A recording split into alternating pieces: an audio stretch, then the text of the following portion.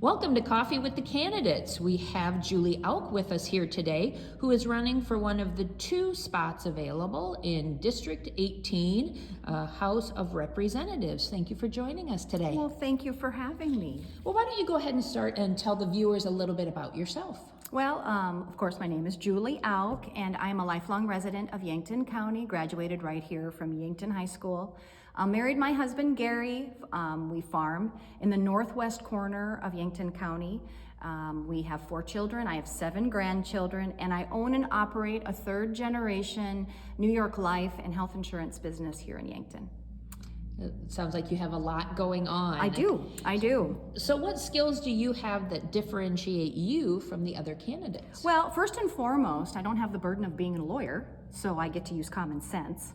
I also understand the Constitution, the Declaration of Independence, and the rule of law, and those are the areas that I will apply as a legislator and peer. So what do you think the biggest challenge is going into this legislative session?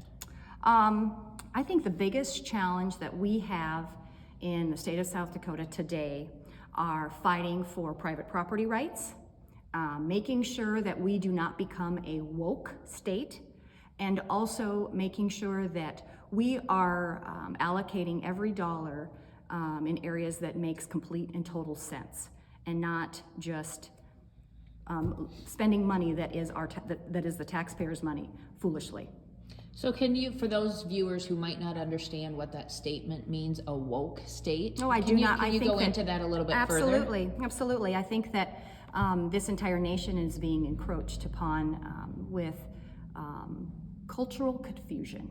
So I think we need to stay grounded in the values of South Dakota and not follow the trend of the nation. Okay. So the childcare environment, businesses in South Dakota really are in crisis. There's a huge need in that area. So what ideas would you support to create growth in that business sector? And I have a personal experience with that. I was always blessed with fantastic daycare, and most of it was in home. I do believe that my daughter herself, she had a hard time finding daycare, had to shuffle kids from one daycare to another throughout the week because they didn't have openings. And she finally decided to open up her own in-home daycare. I think we obviously have something going on in that segment of business, whether it's overregulation by our state government, we have an unfair wage situation, if we have a situation where families are afraid to have a daycare in their home for liability reasons, whatever those areas are, we really need to investigate it. And I know the last session they tried to dig into that a little deeper. I think we need to do a little bit more research. I don't think it's a good idea just to always throw money at something and that's going to fix it. That doesn't always work. On-site daycares and employers. When I was going to college at Mount Marty, I took my children to a daycare right there at Mount Marty. It was wonderful. They no longer practice that. I think we need to ask some employers here in Yankton to possibly look at opening a daycare in their facility, and a 24-hour daycare. For instance, the hospital. They have 24-hour shifts. Those types of daycare situations are very hard to find. Mm-hmm. So we especially for the single moms. So we need to be a little bit more flexible, and we need to think outside the box when it comes to daycare. So let's talk about the budget. What are some of your priority areas for South Dakota? Every single time I meet with District 18 residents, people who live here in Yankton, the number one thing that they ask me for is roads and bridges. We need to rebuild our infrastructure in South Dakota. Roads and bridges are in dire need of repair. They're in dire need of rebuild. And without roads and bridges, we're dead in the water as a state. We're a large state, we're a rural state, we need roads and bridges. So that would be a number one priority, that we are taking care of the needs of District 18, South Dakota, with roads and bridges. Of course, there are numerous other areas, but that would be a top priority. So would you be then supporting for additional funding going to counties? Because that, and as I'm doing the county interviews as well, they keep saying we have limited areas where we can generate revenue. And no one wants to have an additional sales tax, or no one wants to do that, but roads and bridges are expensive. Well, we had a surplus in the state budget, $150 million surplus. And that should have either went back to the taxpayers or to roads and bridges. That's the number one priority in this state. It should have went back. It may not be the number one priority to our government, but it sounds to me like it's a number one priority to the residents of District 18. So I am their voice. That is the voice that will be carried to Pierre, roads and bridges. So do you have any suggestions regarding how to grow transparency in state government? Absolutely, I have a suggestion, and I think it should start with Thrive. You are a community-based, supported organization. I think Thrive should publish what's happening in Pierre. I think it'd be a great idea. Open it up on your website. Put a download from what we're doing every day up in Pierre. Excuse me, that's my phone. I was thinking, I don't think it's mine, but that's real life. That's what happens when you're doing video. But I do. I think that, that would be one area. I think it's important that we in the community get involved with what's happening in Pierre. That's why I'm running, because I started taking a look at what our legislators in District 18 are doing, and I wasn't happy. So that's why I'm running. I have plenty of other things to do. But I feel like today I need to be a public servant.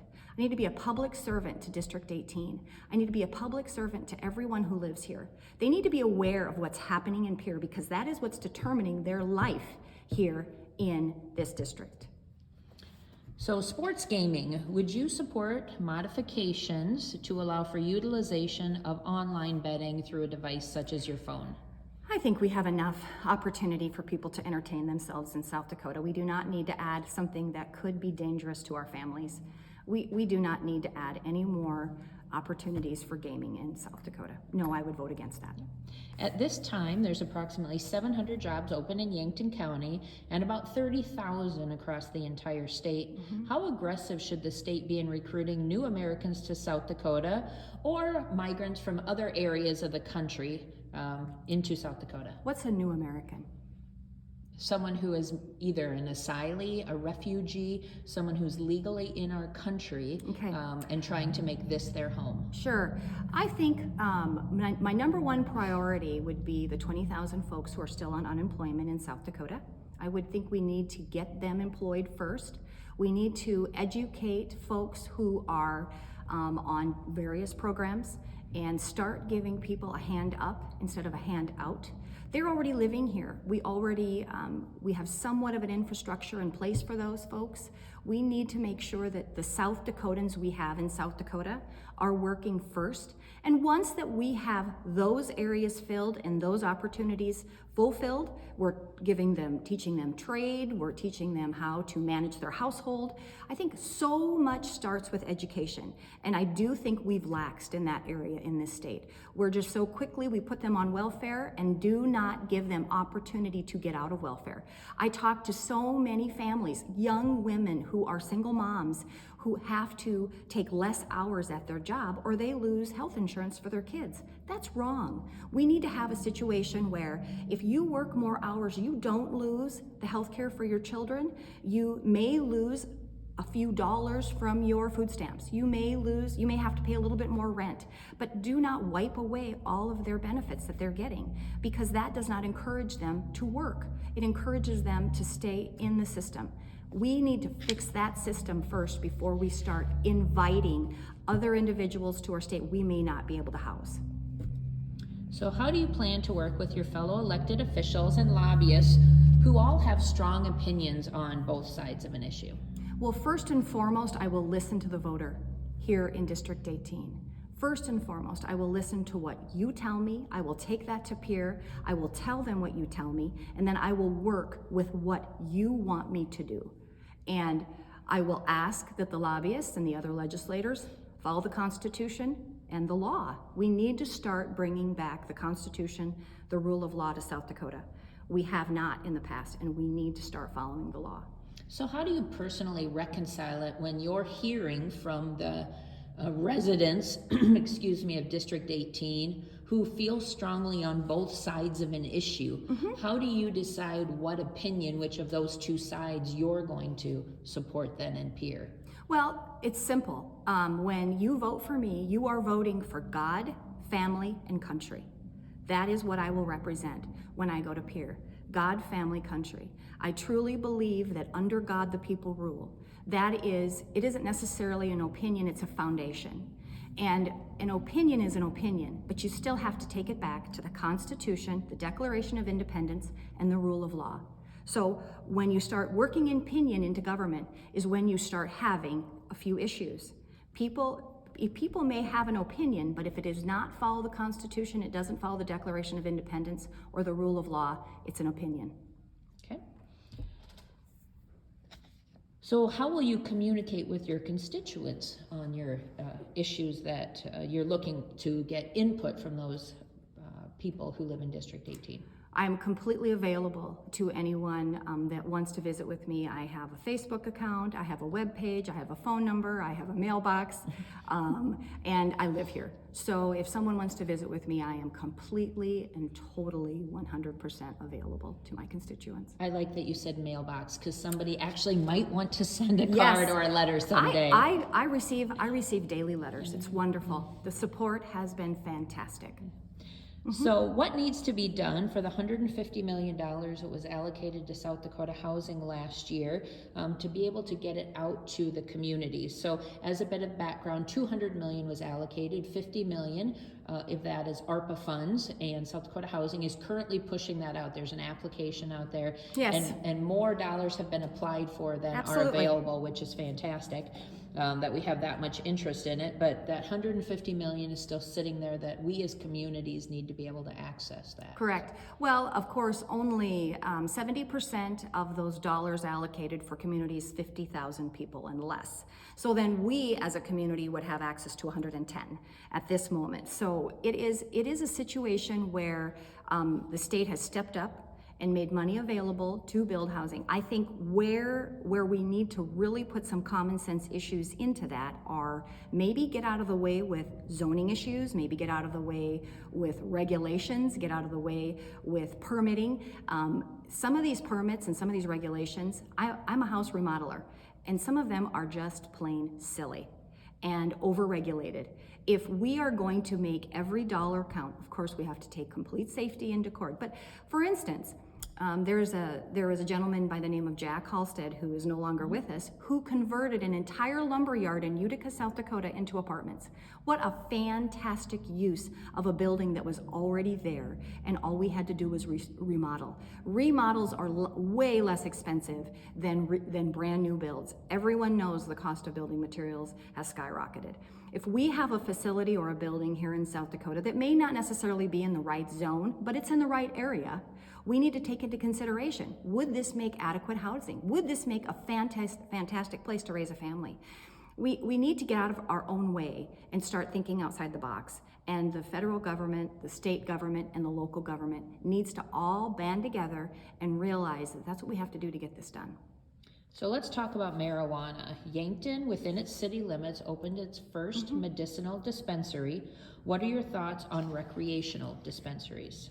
Well, personally, I don't agree with it, but if it is something that the voters vote for, of course, you know, we have to take into consideration that is the wishes of the people of South Dakota.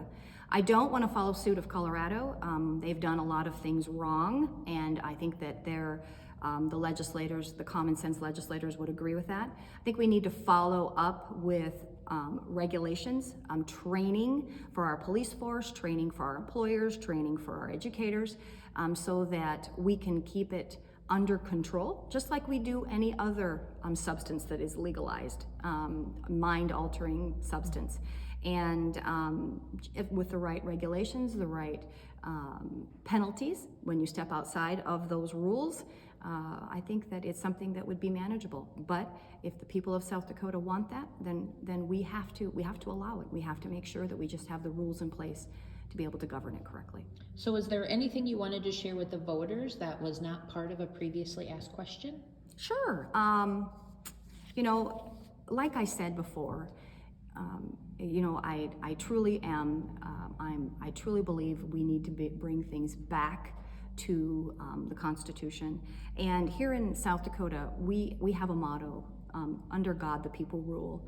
And the cool thing about that motto is that it was written by Joseph Ward, our own founder of Yankton College, in 1885, presented to the Constitution Convention, and then put into, of course, added to our state motto in 1889 when we became a state. And, you know, in a free republic, there's no room for tyranny. There's no room for cultural confusion, wokeism, you know, control of speech, control of healthcare. We need to, and control of our businesses, private property, and I value the sanctity of life. I also value the Second Amendment. We need to have that in place to protect ourselves, our property, and our families. And, you know, here in South Dakota, I think we have forgotten or taken for granted our unalienable rights of life, liberty, and pursuit of happiness. And we've put politicians in office that have taken for granted those rules, the rule of law, the Constitution, the Declaration of Independence. And we need to have people representing us in Pierre that are going to uphold those basic foundational rules. And I promise that I will do that. Well, thank you, Julie, for joining us here today. And as a reminder to the voters, Election Day is Tuesday, November 8th, if you want to vote in person. But absentee voting is available for you right now if you want to participate in that process. And as a reminder, there are 2 spots available in the House of Representatives for District 18. And the 4 candidates running are Jay Williams, Ryan Schwach, Mike Stevens, and Julie Auch. Julie, thank you for joining us today. Thank you very much.